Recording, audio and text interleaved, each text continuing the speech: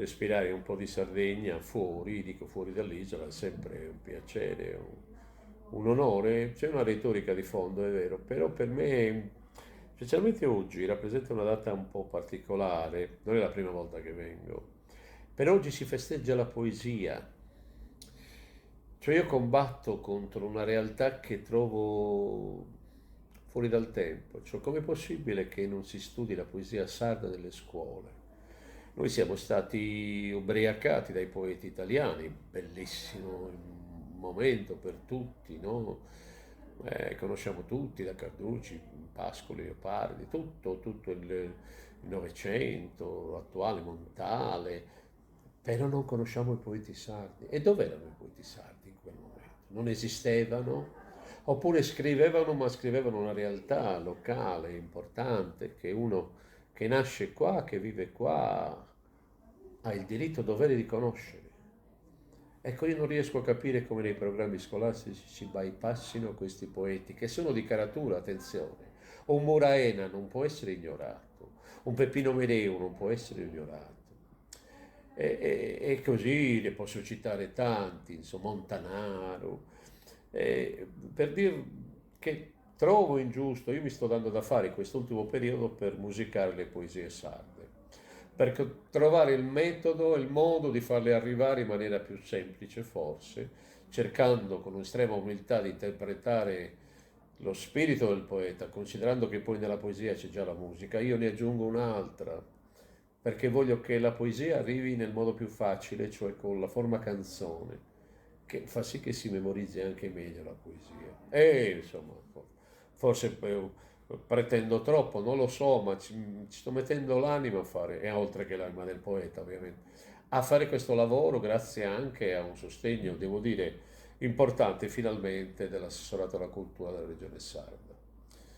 E mi sto impegnando, saranno 3 episodi fino adesso, 3 antologie della poesia sarda, io sceglierò i brani, poeti conosciuti e anche quelli meno conosciuti, maschietti e femminucci insieme. È una scommessa, ci sto provando.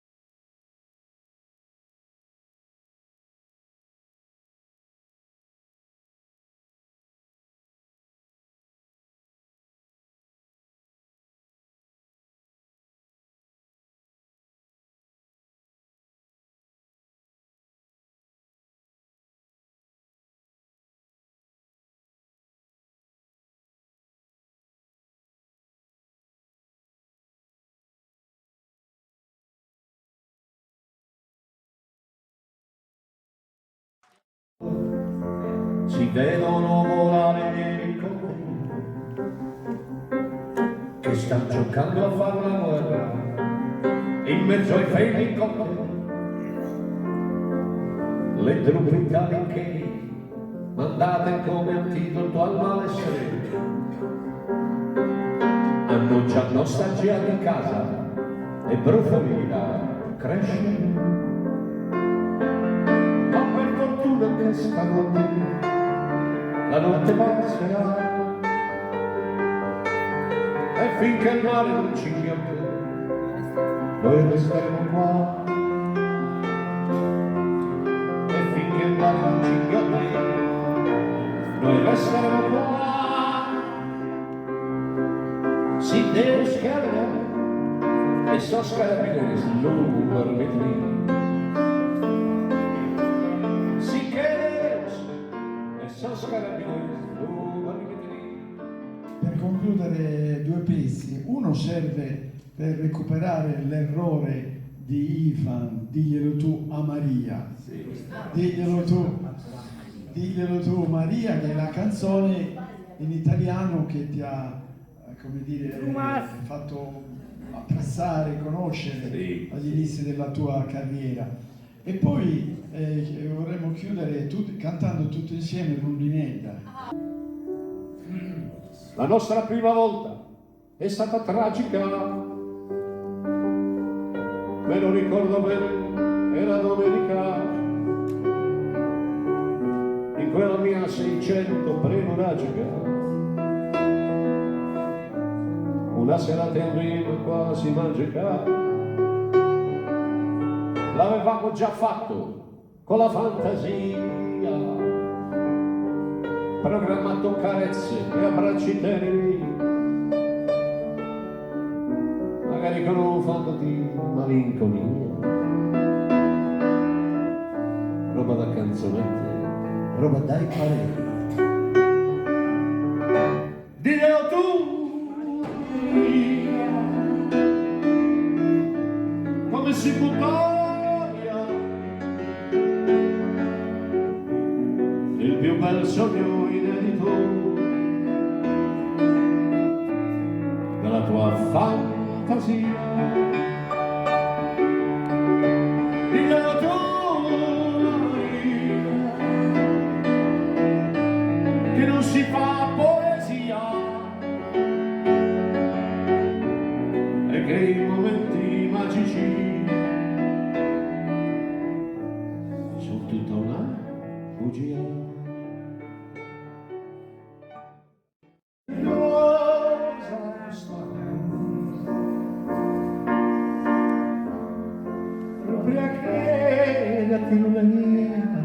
Questo sono i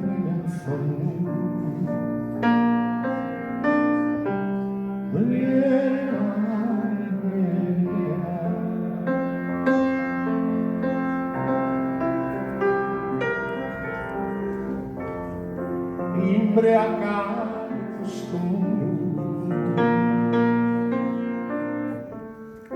in devasta parente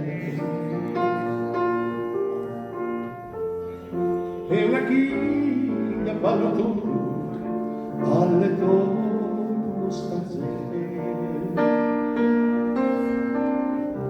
imbriacare sto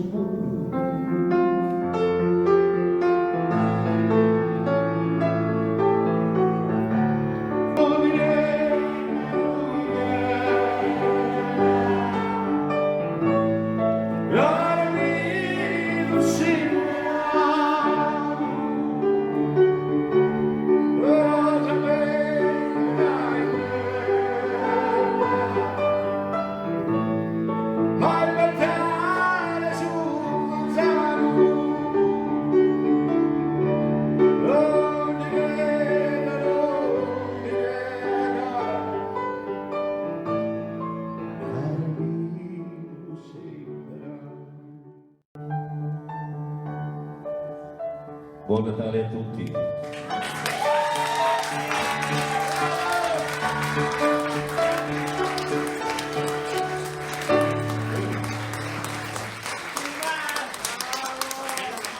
Piero Marras, vieni Piero.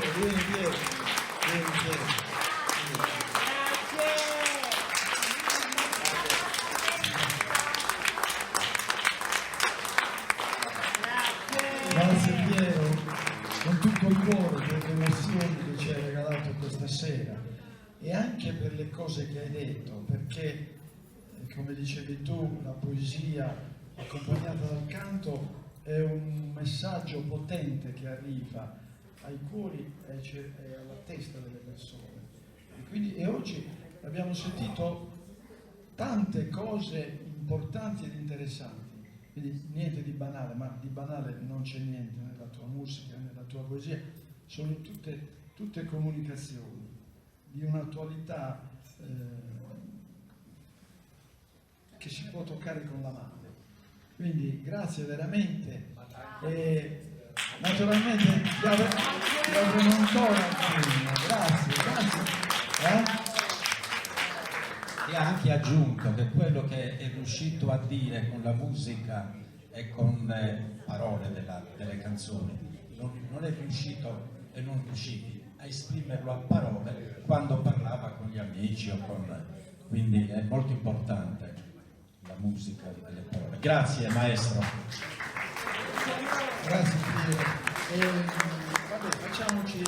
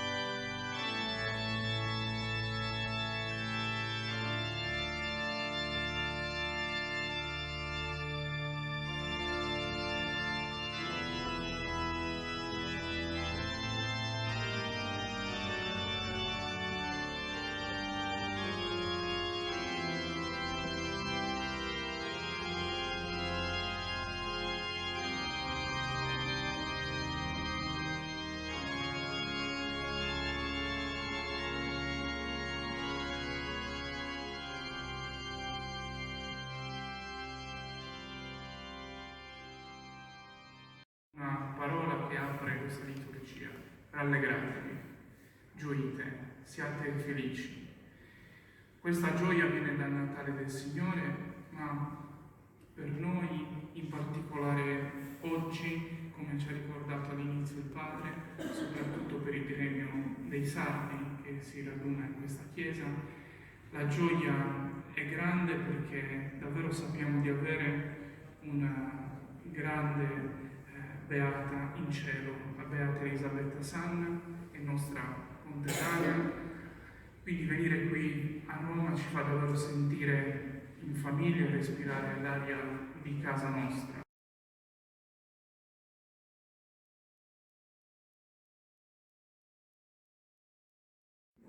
Fare un benvenuto cordiale e caloroso a tutti voi, al celebrante principale dell'Eucaristia Don Diego, vicerettore Chiesa di San Vincenzo Pallotti, che ha visto e ha riconosciuto Elisabetta Sanna una donna santa per comportamento e per missione di vita, quella missione di vita che, come abbiamo sentito nell'omelia di Don Diego Pinna, sardo, che ringraziamo perché lui non è la prima volta che celebra la messa di Natale per la comunità dei santi.